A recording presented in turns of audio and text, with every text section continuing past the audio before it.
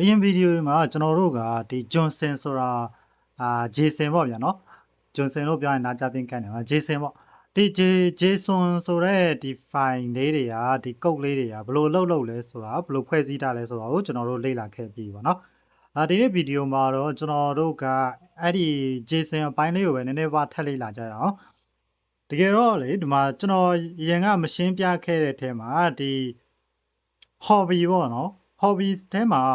ဒီ array ရှိရလို့ပြောရမှာဒီဘက်ကဟာကိုကြတော့ကျွန်တော်တို့က property လို့ပြောပြီးတော့မှဒီ property ရဲ့ဒီဘက်က chain အကောင်တွေကိုတော့ကျွန်တော်တို့ကဥပမာကိုတို့ set တို့ဒီ reading movie travel တို့အဲ့ကောင်တွေကိုကြတော့ကျွန်တော်တို့ကဒါ values လို့ပြောခဲ့ပါတော့property ရဲ့ values ရဲ့တတွဲစီပေါ့ဗျာအဲ့လိုမျိုးလေးရှိရပေါ့အဲ့ဒါလေးတွေကိုကျွန်တော်တို့ကပြောခဲ့ပြီးပြီဒါပေမဲ့မိတ်ဆွေတို့ကိုမပြောခဲ့ရသေးတာကဒီ hobbies ကိုကြည့်လိုက်မယ်ဆိုလို့ရှိရင်အပေါ်အကောင်တွေနဲ့မတူတာက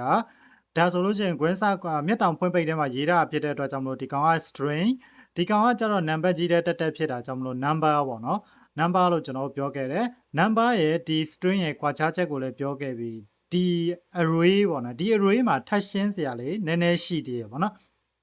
ဒီ array ကိုကျွန်တော်တို့ကဒီမှာဆိုလို့ရှိရင်အများကြီးရေးထားတယ်ဗျာဒီမှာ3ခုလောက်ရေးထားတယ်ဒီထဲမှာ3ခုလောက်ရေးထားတယ်ဆိုပေမဲ့မိတ်ဆွေတို့ကဒီတိုင်းစကားပြောရင်ဒါဒီမှာ3ခုလို့ပြောပေမဲ့ပေါ့နော်တကယ်တမ်း programming language တွေမှာတော့သူက3လို့မတုံးဘူးဗျဒါနှစ်လို့ပဲတုံးတယ်နှစ်ပေါ့နော်ဘလို့ကြောင့်နှစ်ဖြစ်ရလဲဆိုတော့ကျွန်တော်ရှင်းပြမယ်ဒီမှာဆိုလို့ရှိရင်မိတ်ဆွေတို့0ကနေစတယ်0ပြီးလို့ရှိရင်1 2ပေါ့နော်ဒါ programming language တော်တော်များများမှာအဲ့ဒီအတိုင်းပဲတုံးတယ်ပေါ့နော်ဘယ်တော့မှတစ်ကနေမစဘူးပေါ့နော်0 1 2အဲ့လိုမျိုးပဲတုံးတယ်အဲ့ဒါကြောင့်မလို့ဒီမှာကျွန်တော်တို့ထည့်ထားတဲ့တမှာ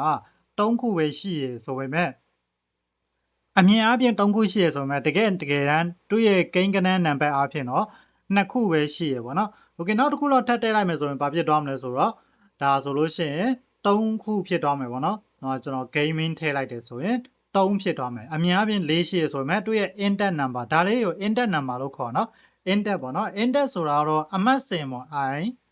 ဘယ်လိုပါလဲဆိုတော့ INDER sorry မှာ index ပေါ့နော် index 0ဆိုလို့ရှိရင်ဘာဖြစ်မလဲဆိုရင်ဒီ reading ဆိုတဲ့ဟာလေးထွက်လာမယ်ပေါ့နော်တကယ်လို့ index ပေါ့နော် index တကယ်လို့ index number က1ဖြစ်နေမယ်ပေါ့နော်ဒီမှာ1ဖြစ်နေမယ်ဆိုလို့ရှိရင်တော့ movie ထွက်လာမယ်ပေါ့နော်โอเคအဲ့ဒီတိုင်းပဲ2 3ဆိုလို့ရှိရင်တော့ဒါတွေစင်တိုင်းပဲထွက်လာမယ်ပေါ့ဒါဆိုလို့ရှိရင်ဒီကောင်က index number 0ပေါ့နော် index number 0ဒီကောင်က index number 1 2 3အဲ့လိုလေးတွားတယ်ပေါ့နော်သူကကြတော့အမှတ်စဉ်နဲ့ရည်မယ် index ဆိုတော့အမှတ်စဉ်ပေါ့နော်အမှတ်စဉ်နဲ့ရည်မယ်ဆိုလို့ရှိရင်အဲ့လိုမျိုး0ကနေစပြီးရေးရတယ်တဲ့ဒီ array တွေထဲမှာပေါ့နော်ဒါ array ထဲမှာဒါတော့ကျွန်တော်ဒီနောက်ကဟာလေး1နဲ့3လေးတော့မိတ်ဆွေတို့တွားရည်နေမှာဆိုလို့ပြောပြတာโอเคနောက်တစ်ခုကကြတော့ဗာလဲဆိုတော့တဲ့ကျွန်တော်တို့ဒီအပေါ်မှာကြီးညာထားတဲ့ဒီ JSON code တွေတဲက property name တွေကို name ဆိုတာဒီမှာကျွန်တော် name လို့ပေးထားလို့ name ဖြစ်နေနော်တကယ်တော့ဒီအနောက်က h ကလည်းသူ့ရဲ့ name ပဲပေါ့နော်အဲ့ကောင်လေးတွေကိုကျွန်တော်ဘယ်လိုပြန်ခေါ်ရလဲဆိုတော့တဲ့ဒီလိုခေါ်ရတယ်တဲ့ဥပမာဆိုပါတော့ s json and hobbies မှာ hobbies တဲမှာ index number ဘယ်လောက်လဲဆိုတော့ဒါဆိုလို့ရှိရင်0ပေါ့နော် index number 0ကျွန်တော်ဒီမှာအဖြစ်ပဲရေးပြလိုက်ရနော် index number 0ဆိုလို့ရှိရင် hobbies တဲကဒီ rating ဆိုတာကိုရမယ်ပေါ့နော်တကယ်လို့ဒီ Johnson. လို့ခေါ်တာပါနော် Johnson.hobbies တဲက index number 1ဆိုရင် movie ကိုရမယ် okay တဘောပေါက်ရနော်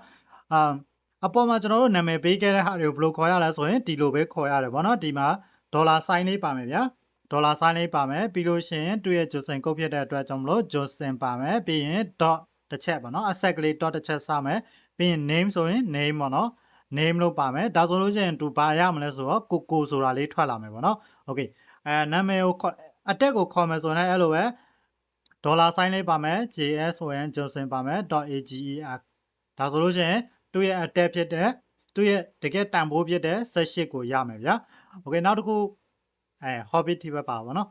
okay hobbies မှာလည်းအဲ့လိုပဲဒါပေမဲ့ hobbies ကအရေး array ဖြစ်နေတဲ့အတွက်ကြောင့်မလို့ကျွန်တော်တို့ index number လေးတွေထည့်ပြီးတော့ခေါ်ပေးရတယ်ဘယ်ကောင်ခေါ်မှာလဲပေါ့နော် okay အဲ့လိုမျိုးတွေခေါ်ပေးရ okay ဒါလေးသဘောပေါက်စေချင်တော့ပါ